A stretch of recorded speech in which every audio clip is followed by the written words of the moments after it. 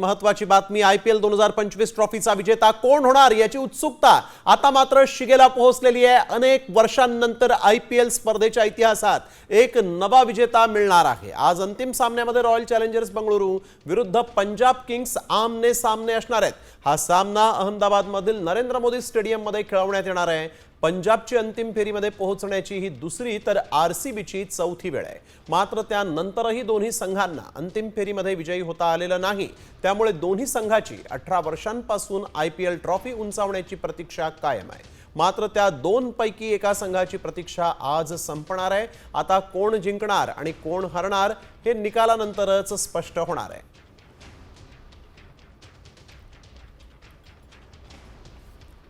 तर आपण दोन्ही संघांची माहिती बघतोय। पंजाब किंग्स आतापर्यंत 16 मॅच खेळलेला आहे, 10 मध्ये विजय झालेला आहे, 5 मध्ये पराभव झालाय, तर एका मॅचचा निर्णय आलेला नाही। तर टॉप 3 बॅटर्स कोण आहेत त्यांच्याकडे ते आपण बघतोय।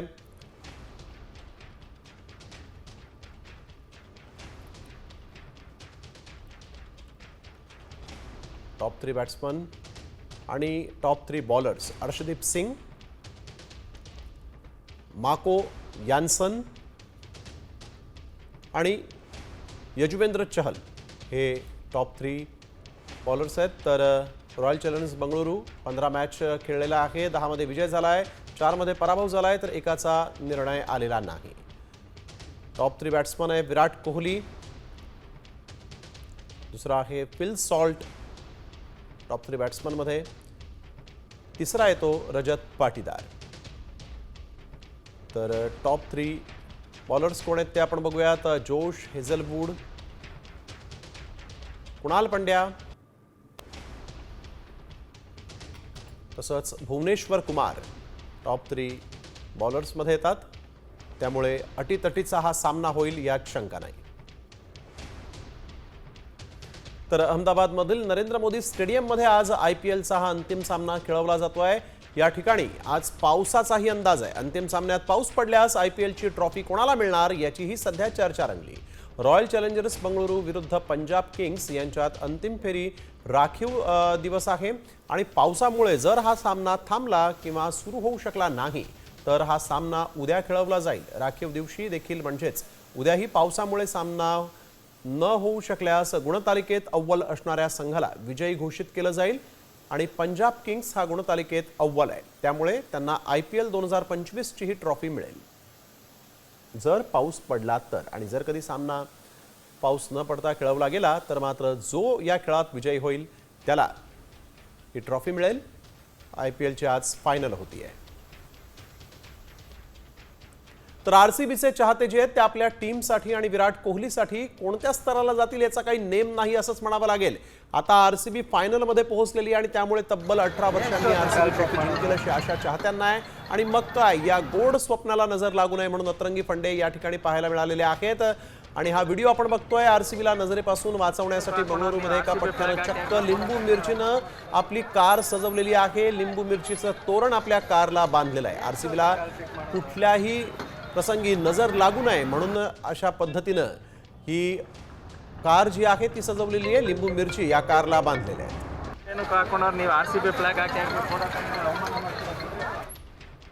तर दुसरीकडे RCB जिंकावी म्हणून काही चाहत्यांनी थेट देवाकडेही फिल्डिंग लावली आहे। कर्नाटकात चाहत्यांनी बैजनाथ मंदिराला भेट दिली आणि टीम जिंकण्यासाठी बैजनाथाला साकडंही घातलं। काही चाहत्यांनी होम हवन करत देवाला खुश करण्यासाठी प्रयत्न केलेले आहेत। तर आपण बघतोय RCB साठी म्हणून चाहते जे आहेत ते आता देवळामध्ये पोहोचलेले आहेत, देवाकडेच फिल्डिंग लावत आहेत। What have you written on it and why here? RCB, Jai RCB. Lift the trophy. Jai RCB.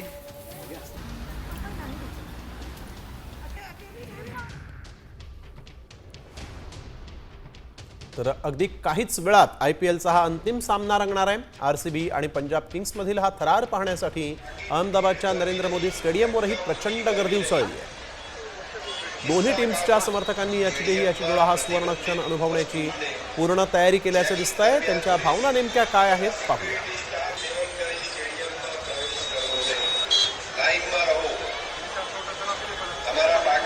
Planning तो हम कर रहे थे कि आरसीबी का मैच देखना है और ये फाइनल में आ गई और हम आ गए यहाँ पर देखने के लिए। और विराट कोहली है, इसका मेन कारण यही है कि विराट कोहली है और हम उसको सपोर्ट करने के लिए आए हैं यहाँ पर। बारिश है, मैच किस तरह से आप प्लानिंग? भगवान को बहुत प्रे करके आई हूँ कि बारिश के कारण मैच रुके नहीं आज। कल भी मैंने बहुत प्रे किया था क्योंकि कल रात भी बहुत बारिश हुई थी, तो हम प्रे करके आए हैं कि आज मैच हो ही। पिछले 18 साल से हम आरसीबी को ही सपोर्ट कर रहे हैं due to Virat Kohli only. हम विराट कोहली के जबरदस्त फैन हैं, पूरा फैमिली विराट कोहली का आशिक है, इसलिए हम आरसीबी को सपोर्ट कर रहे हैं और जब तक विराट कोहली है तब तक हम आरसीबी को ही सपोर्ट करेंगे। क्या लग रहा है आज मैच किस तरह से देखने मिलेगी? बारिश का भी शुरू हो रहा है। अगर चेजिंग मिला आरसीबी को तो पंजाब 250 बनाएगा तो भी आरसीबी कर देगी, चेजिंग मिला तो, क्योंकि हमारा चेज मास्टर वहां पे खड़ा है, तो हम आरसीबी को चीयर करने के लिए आए हैं। आणि आता पाहूयात इतरही महत्त्वाच्या बातम्या टॉप 50 मध्ये। देशभरात कोरोना संसर्गामध्ये वाढ होतीये, महाराष्ट्रातही रुग्णसंख्येत वाढ कायम आहे आणि या पार्श्वभूमीवर केंद्र सरकारने मार्गदर्शक सूचना जारी केल्या आहेत। या मार्गदर्शक सूचनांच्या कारवाईसाठी म्हणून राज्याच्या आरोग्य विभागानेही पावलं उचलायला सुरुवात केली आहे।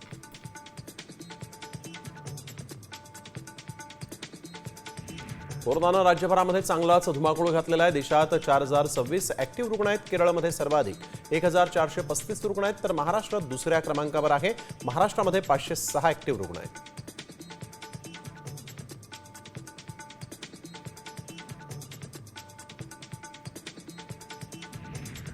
आषाढी वारीवर कोरोनाचं संकट आणखीनच गडद होत चाललंय। माळशिरसच्या वेळापुरात कोरोनाचा नवा रुग्ण आढळून आलेला आहे, त्यामुळे माळशिरस तालुक्यात कोरोना रुग्णांची संख्या ही 4 इतकी झाली। आषाढीच्या तोंडावर कोरोना रुग्णसंख्या वाढू लागल्यामुळे चिंता व्यक्त होतीये।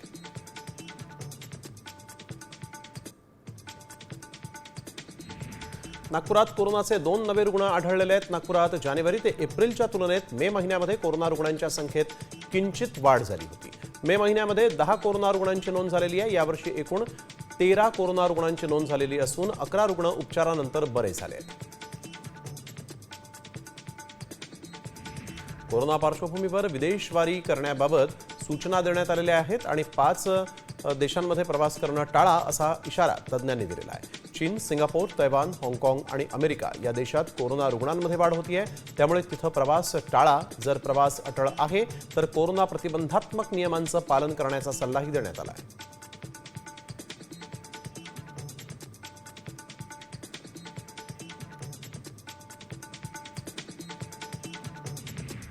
एक महत्त्वाची बातमी ऑपरेशन सिंदूर संदर्भात संरक्षण दल प्रमुख अनिल चौहान यांनी आणखीन एक मोठं विधान केलंय। युद्धामध्ये नुकसान नव्हे परिणाम महत्त्वाचा असतो आणि अतिरेक्यांची तळ उद्ध्वस्त केल्यानंतर 5 मिनिटांनी पाकला कळवलं असं अनिल चौहान यांनी म्हटलंय। तर पाकिस्तानला 8 तासात गुडघे टेकायला भाग पाडल्याचं देखील त्यांनी पुढे म्हटलंय। सीरियस अनिल चौहान यांचं हे महत्त्वाचं विधान। We had actually hit only terrorist targets, but also into the military domain. From their perspective, it would have been rational in the sense they would have said that you used military means to hit these targets. But it was also rational on their part, operation which they thought they'll continue for 48 hours, folded up in about 8 hours. And on 10th, when they picked up the telephone and said they wanted to talk. तर पाकिस्तानच्या कराचीमध्ये भूकंपाचा फायदा घेत 216 कैदी पळून गेलेले आहेत आणि या भूकंपानंतर सुरक्षेच्या पार्श्वभूमीवर कैद्यांना बराकीमधून बाहेर काढण्यात आलं होतं आणि याचा फायदा घेत कैद्यांनी तुरुंगातून पळ काढलाय। तर 80 पेक्षा अधिक कैद्यांना पुन्हा पकडण्यात यश आलंय।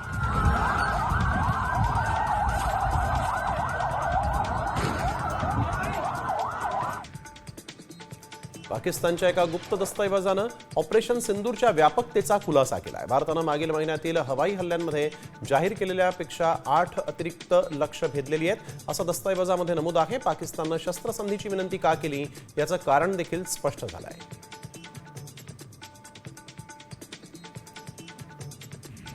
जैश ए मोहम्मद या दहशतवादी संघटनेचा वरिष्ठ कमांडर मौलाना अब्दुल अजीजचा गूढ मृत्यू झालाय। पाकिस्तानातील बहावलपूरमध्ये तो मृतावस्थेत आढळल्यानं खळबळ माजली। या ठिकाणी जैशचं मुख्यालय, पण अब्दुल अजीजचा मृत्यू नेमका कसा झाला हे अजूनही एक गूढ आहे, पण मृत्यूचं कारण अद्याप निश्चित झालेलं नाही।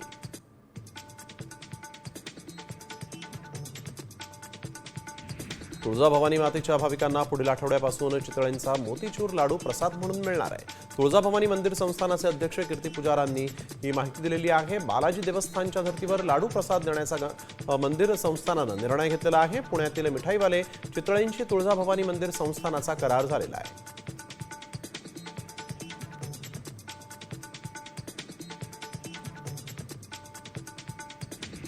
जळगावमध्ये सोन्याचे दर 1 लाखांवर पोहोचले. 24 तासात सोन्याच्या दरामध्ये 800 तर चांदीच्या दरामध्ये 2500 रुपयांनी वाढ झाली आहे. त्यामुळे सराफ बाजारातील दुकानांमध्ये शुकशुकाट पाहायला मिळतोय.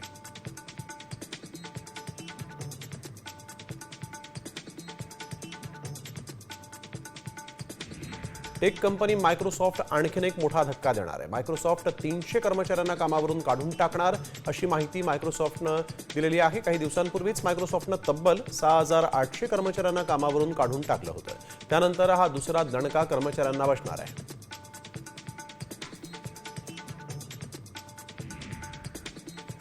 पंढरपूरच्या विठ्ठल रुक्मिणी मंदिर जतन आणि संवर्धनाचं 40% काम पूर्ण झालेलं आहे. जवळपास 60% काम सध्या रखडलंय.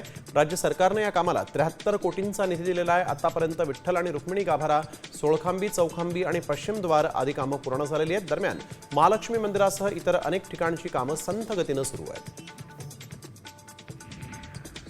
माथेरानची टॉय ट्रेन म्हणजेच माथेरानची राणी पावसाळा संपेपर्यंत बंद राहणार आहे. भूस्खलन होऊन पर्यटकांची सुरक्षितता धोक्यात येऊ नये यासाठी रेल्वे प्रशासनानं हा मोठा निर्णय घेतला आहे. माथेरानची राणी सुट्टीवर गेल्यामुळे पर्यटकांचा मात्र हिरमोड झाला. मात्र अमन लॉज ते माथेरान अशी शटल सेवा सुरू राहणार आहे.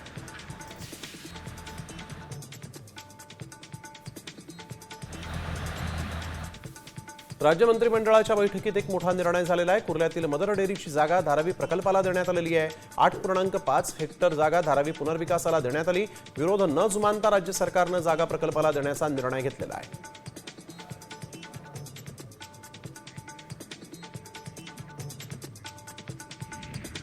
तर एक महत्त्वाची बातमी, एका महिलेनं शासकीय अनुदानासाठी आपल्या जिवंत पतीला मृत दाखवून शासकीय अनुदान लाटल्याचा धक्कादायक प्रकार समोर आलेला आहे.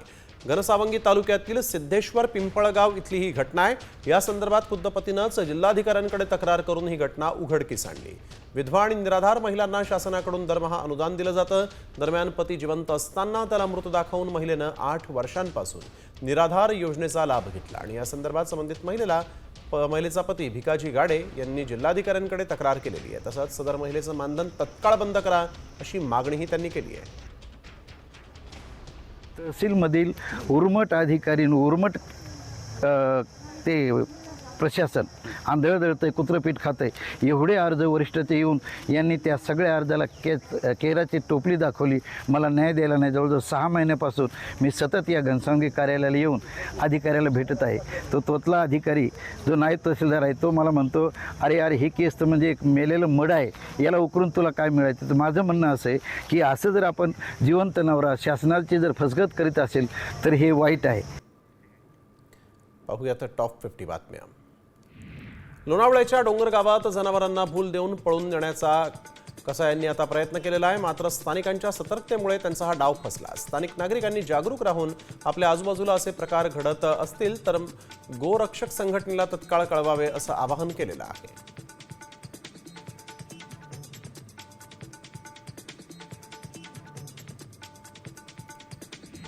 पश्चिम विदर्भामध्ये 12 ठिकाणी प्रतिबंधित असलेल्या कपाशीच्या बोगस बियाणांवर कारवाई करण्यात आलेली आहे.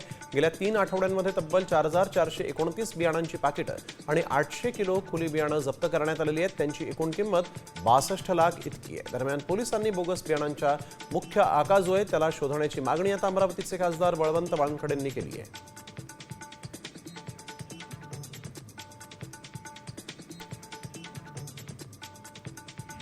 नंदुरबारच्या सातपुड्यामध्ये कैरी उत्पादक शेतकरी संकटात सापडलेला आहे. कैरीपासून तयार होणाऱ्या आमचूरला बुरशी लागलेली आहे. त्यामुळे त्याच्या दरामध्ये 50% घट झाली. गेल्या वर्षी आमचूरला 200 ते 300 रुपयांचा दर मिळत होता. मात्र तो खराब झाल्यामुळे सध्या 80 ते 100 रुपयांचा दर मिळतोय. कल्याण कृषी बाजार समितीमध्ये कचऱ्याच्या साम्राज्यानं दुर्गंधी पसरलेली आहे. बाजारपेठांमध्ये कचरा न उचलल्या गेल्यामुळे कुजलेल्या फुलांमुळे परिसरात दुर्गंधी पसरलेली आहे. त्यामुळे नागरिकांना नाकावर रुमाल लावून इथं फिरण्याची वेळ आली आहे. तसंच या दुर्गंधीमुळे रोगराई पसरण्याची शक्यता आहे. त्यामुळे तातडीनं कारवाई करा अशी मागणी नागरिकांनी केली.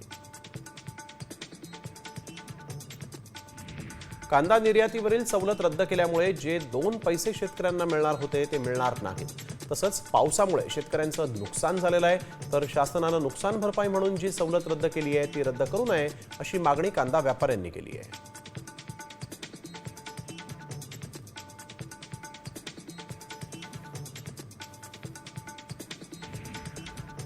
केंद्रीय कृषी मंत्री शिवराज सिंग चौहान आणि राज्याचे कृषी मंत्री माणिकराव कोकाटे जुन्नर तालुक्याच्या दौऱ्यावर आहेत। या ठिकाणी ते टोमॅटो पिकाच्या झालेल्या नुकसानीची पाहणी करणार आहेत।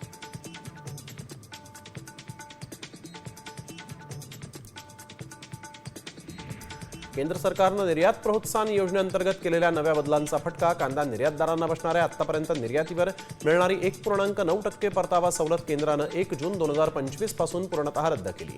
त्यामुळे भारतीय कांद्याची परदेशी बाजारामध्ये स्पर्धा करण्याची क्षमता कमी होण्याची शक्यता आहे।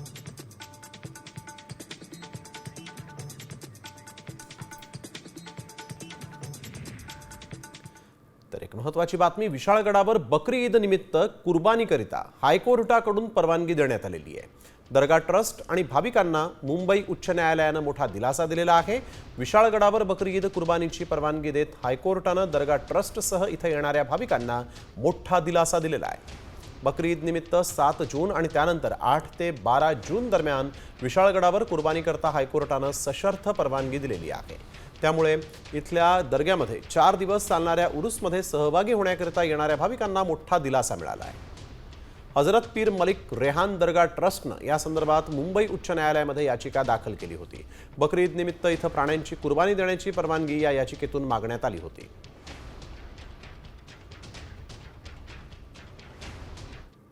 तर आणखी एक महत्त्वाची बातमी, छत्रपती संभाजीनगरमध्ये बाजारात फेकून दिलेल्या मिरच्या वाटण्याचा प्रताप जो आहे तो एका सोशल मीडिया क्रिएटरनं केलेला आहे। मिरचीला भाव नसल्यानं विक्रेत्यांनी या मिरच्या ज्या आहेत त्या रस्त्याच्या कडेला फेकून दिल्या होत्या। मात्र या तरुणानं मिरचीचं वाटप करत असल्याचं भासवून फेकलेल्या मिरच्या ज्या आहेत त्या लोकांना दिल्या। लोकही फुकटामध्ये मिरच्या मिळत असल्यामुळे त्या पिशवीमध्ये भरून या ठिकाणी घेऊन जात होते। मात्र अस्वच्छ जागेत फेकलेल्या मिरच्या नागरिकांना वाटणाऱ्या या सोशल मीडिया इन्फ्लुएन्सरवर कारवाईची मागणी आता करण्यात आलेली आहे।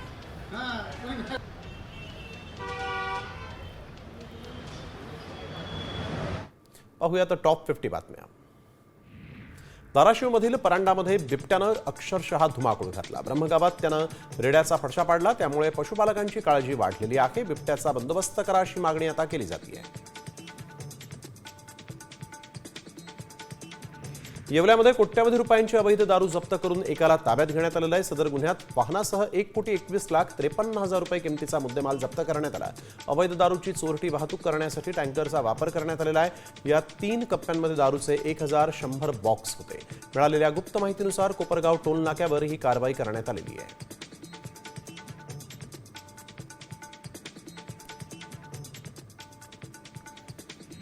धुळ्यामध्ये जप्त केलेला गांजा, अफू त्याचबरोबर भांगेची विल्हेवाट लावण्यात आलेली आहे। पोलीस मुख्यालयाच्या परिसरामध्ये जमिनीत खड्डा करून विल्हेवाट लावण्यात आली। या कारवाईमध्ये 2,200 किलो गांजा, 125 किलो अफू आणि 3,100 किलो भांग या मुद्देमालाचा समावेश होता। जेसीबीच्या सहाय्यानं भला मोठा खड्डा करून त्यात टाकून जमिनीमध्ये ती काढण्यात आली आहे।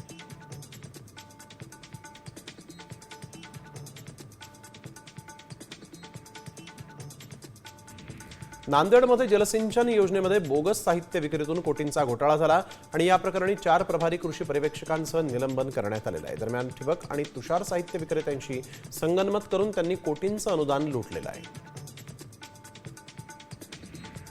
मालेगावात तरुणांची जीवघेणी स्टंटबाजी पाहायला मिळालेली आहे। पुलावरून तरुण गिरणा नदीच्या पाण्यामध्ये उड्या मारत होते। स्टंटबाजी करणारे बहुतांश मुलं अल्पवयीन आहेत। पोलिसांनी टवाळखोरांना हुसकावलेलं आहे। याआधी अशीच स्टंटबाजी करताना एका तरुणाचा मृत्यू झाला होता। नाशिकमध्ये नोकरीच्या आमिषाखाली 90 जणांची फसवणूक करण्यात आलेली आहे। यावेळेस आरोग्य विभागात कंत्राटी पद्धतीनं नोकरी लावण्याचं सांगण्यात आलं। सुमारे 1.5 कोटी लुटण्यात आले होते। या प्रकरणी दोघांच्या विरोधात गुन्हा दाखल करण्यात आलेला आहे। दरम्यान या प्रकरणात माजी मंत्री सुभाष भामरेंचं नाव वापरल्याचा संशय व्यक्त केला जातोय।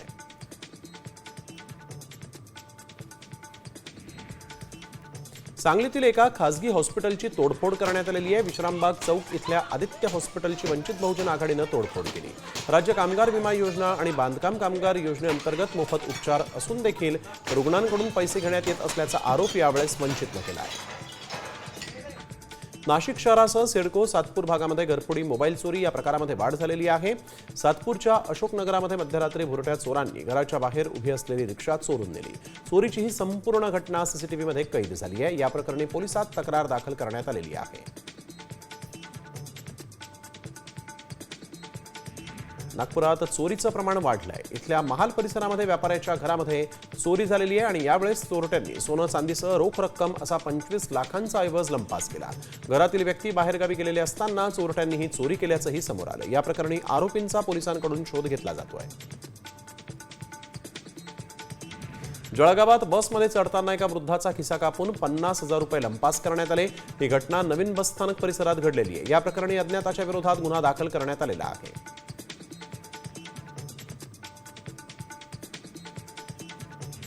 पुण्यामध्ये प्रसिद्ध नीलकंठ ज्वेलर्सला 4,58 लाखांना फसवण्यात आलं. सेल्समननंच 2 महिन्यांमध्ये दुकानातल्या अंगठ्या, कॉइन्स, वेडणी असा 4.5 कोटींचा मुद्देमाल चोरला. विश्रामबाग पोलिसांनी सेल्समनला बेड्या ठोकल्या आहेत.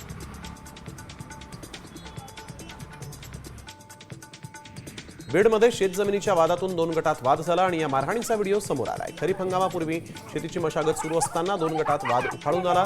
नेकनूर पोलीस ठाण्यामध्ये तिघांच्या विरोधात गुन्हा दाखल करण्यात आलेला आहे.